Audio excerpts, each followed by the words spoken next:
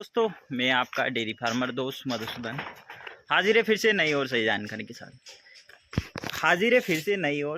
के साथ। आज का जो टॉपिक है कि क्या डेयरी फार्मिंग बिना हरे चारे के संभव है। पिछले भी मैंने कई सारे वीडियो में जानकारी शेयर करी है कि बिना हरे चारे के डेयरी फार्मिंग आप कैसे कर सकते हैं और इसमें क्या बेनिफिट होते हैं जो यदि हरा चारा आपके फार्म पर उपलब्ध है। तो जानेंगे पूरा वीडियो के माध्यम से। चैनल को सब्सक्राइब, वीडियो को शेयर, लाइक ज़रूर करिएगा और वीडियो को अंत तक ज़रूर देखिएगा ताकि आपको पूरी सही जानकारी मिल सके। तो शुरुआत करते हैं वीडियो की कि क्या डेयरी फार्मिंग बिना हरे चारे के संभव है।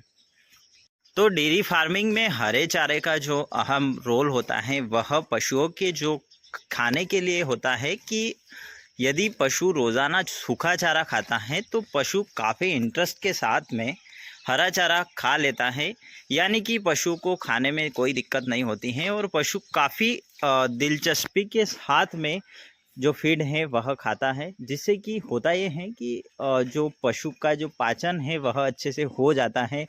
पशु का जो सूखा चारा जैसा कि हम लोग हमेशा से ही सूखा चारा पशु को डालते हैं, तो ये सवेरे की व्यवस्था हमने कर रखी है। तो हम केवल सूखा चारा भूसा यूज़ करते हैं और सवेरे के लिए अभी से हमने डाल दिया है। सुबह 4:30 बजे जैसे ही आते हैं, इस सूखे चारे में गीला फीड मिक्स करने के बाद में पशु को बांधकर मिल्किंग कर लेते हैं।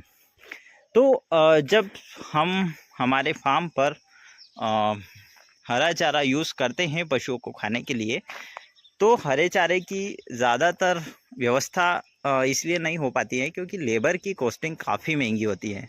यानी कि सवेरे शाम को जो हरा चारा है उसको दूर से लाना, क्रश करना, मिक्स करना, पशु को खिलाना, तो उसमें काफ़ी समय लग जाता है। कहीं ना कहीं 1 से 2 घंटे सवेरे, 1-2 घंटे शाम को।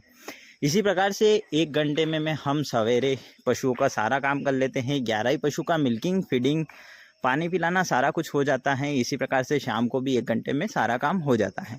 तो सुबह शाम करके 1-1 घंटा और दोपहर को लगभग 15 से 20 मिनट, यानी कि 2.5 से 3 घंटे में पूरे दिन का रूटीन है और सारे पशुओं को काम होता रहता है। यदि हम हरा चारा लेके आते हैं तो हमें लगभग 5 से 6 घंटे की आवश्यकता होती है। तो इसीलिए हम हमारे फार्म पर हरा चारा उपयोग नहीं करते हैं क्योंकि लेबर की कॉस्टिंग काफ़ी महंगी होती है।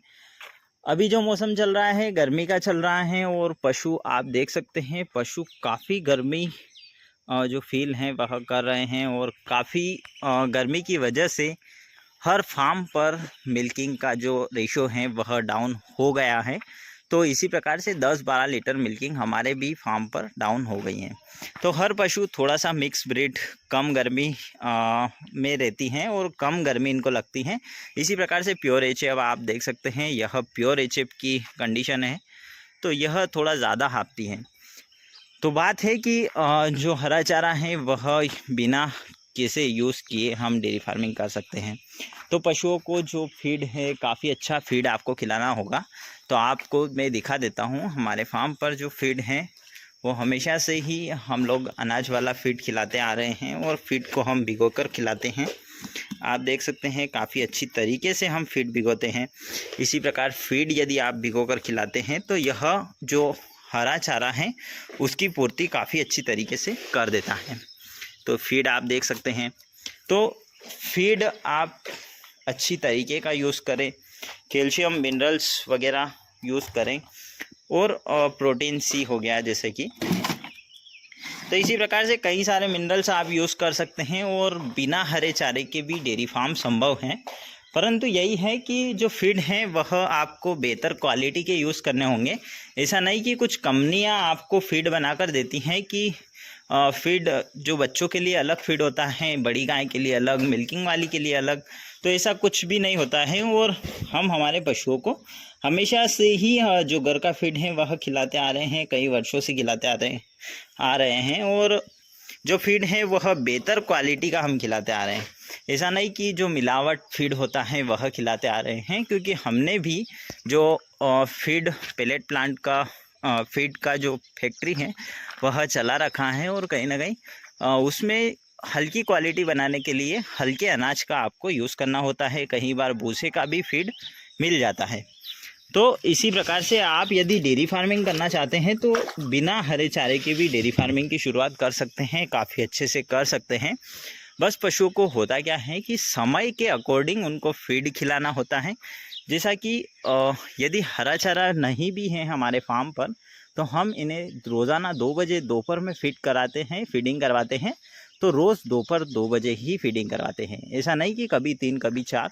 तो उस वजह से रेशो अप डाउन होता रहता है, पशु का जो बैलेंस है वह बिगड़ता है।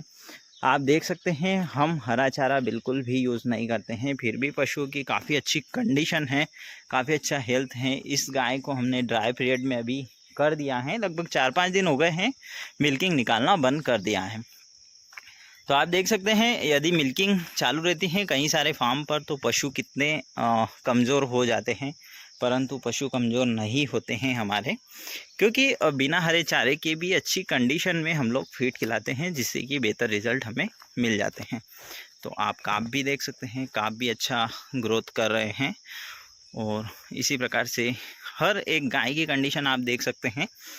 यह हमारी जनने वाली गाय है और अभी लगभग 10-12 दिन पेंडिंग है इसके, तो इसकी भी बॉडी वेट आप देख सकते हैं। यह मिल्किंग कर रही हैं। तो ऐसा ज़रूरी नहीं है कि फार्म चलाने के लिए हरा चारा होना ज़रूरी ही है। तो हरे चारे की एक और ख़ासियत मैं आपको बता दूं कि हरा चारा यदि आपके फार्म पर है तो जो सूखला है, यानी कि जो सूखा फीड है, जो भूसा है, वह आपको 50% यूज़ होने वाला है। हमारे फार्म पर लगभग 5 से 6 केजी पशु को सूखा चारा लग रहा है रोज़ाना एक गाय को। यदि हरा चारा होता तो कहीं ना कहीं यह फीड आधा ही हमें लगने वाला होता था और मेहनत बजाय ज़्यादा हो जाती, क्योंकि फीड को लाना, काटना, डालना और कहीं सारी जगह ऐसी समस्या होती है कि पानी की समस्या की वजह से हरा चारा नहीं बो पाते हैं। तो यह भी एक समस्या है। तो बिना हरे चारे के यदि हरा चारा आप यूज़ करना चाहते हैं, उसके एवज में साइलेज यूज़ कर सकते हैं, साइलेज बना सकते हैं। साइलेज कैसे बनाएंगे इस पर भी वीडियो हम आगे लाने वाले हैं। साइलेज भी हमने यूज़ कर रखा है। साइलेज के भी बेनिफिट हैं। हरे चारे के बेनिफिट थोड़ा बहुत दूध में परिवर्तन हो जाता है। पशु यदि आपका जो फीड है वह सही नहीं है, फीड यदि मिलावटी फीड आपको मिल रहा है तो थोड़ा बहुत आपको व्यवस्थित तरीके से जो हरे चारे में दूध की गुणवत्ता बढ़ जाती है और दूध के जो प्रोडक्शन है वह बढ़ जाता है। आजकल नेपियर ग्रास आ गई है, तो नेपियर की वजह से भी आपके फार्म पर दूध थोड़ा बहुत अप डाउन हो सकता है। साइलेज में भी थोड़ा बहुत अप डाउन हो जाता है दूध का, पर ज़्यादा इफेक्ट नहीं आता है यदि फीड अच्छा है तो। उसमें एक बेनिफिट आपको यह मिल जाएगा कि जो बच्चे हैं, यानी कि जो काफ हैं, काफ को ज़्यादा फीड नहीं खिलाना होगा और कहीं ना कहीं हरे चारे से ही काफ अच्छा ग्रोथ कर लेंगे, काफ अच्छा बॉडी मेंटेन कर लेंगे। और आपके जो ड्राई गाय हैं उनको भी फीड कम डालकर आप हरे चारे से आप मैनेजमेंट कर सकते हैं। परंतु हमारे फार्म पर यानी कि समस्या यही रहती है कि लेबर की जो समस्या है, इसी वजह से जो हरा चारा है वह यूज़ नहीं कर पाते हैं और हरे चारे को लाना ले जाना काफ़ी मुश्किल हो जाता है। उम्मीद है आपको सवाल का जवाब मिल गया होगा कि जो हरा चारा है उसको लाना खिलाना काफ़ी मेहनत का काम हो जाता है, लेबर कॉस्ट बढ़ जाती है। यदि लेबर आपके पास उपलब्ध है तो हरा चारा ज़रूर खिलाएं। हरे चारा खिलाने से आपका जो फीडिंग कॉस्ट कम हो जाएगा और कहीं ना कहीं जो सूखा चारा है, सूखा फीड है, उसकी भी कॉस्टिंग कम हो जाएगी।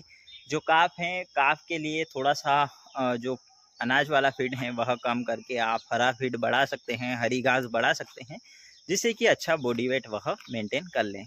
यदि फीड अच्छा है तो कोई आवश्यकता नहीं है आपको, और यदि आप हरे चारे के साथ में डेयरी फार्मिंग करना चाहते हैं तो काफ़ी शानदार रिजल्ट आपको मिल जाएंगे। तो यदि फीड अच्छा है तो कोई दिक्कत नहीं है, फीड अच्छा नहीं है तो हरा चारा ज़रूर लगाएं, और आपके पास उपलब्धता है तो हरा चारा ज़रूर लगाएं। Thank you for watching. मिलते हैं अगले वीडियो में नई और सही जानकारी के साथ।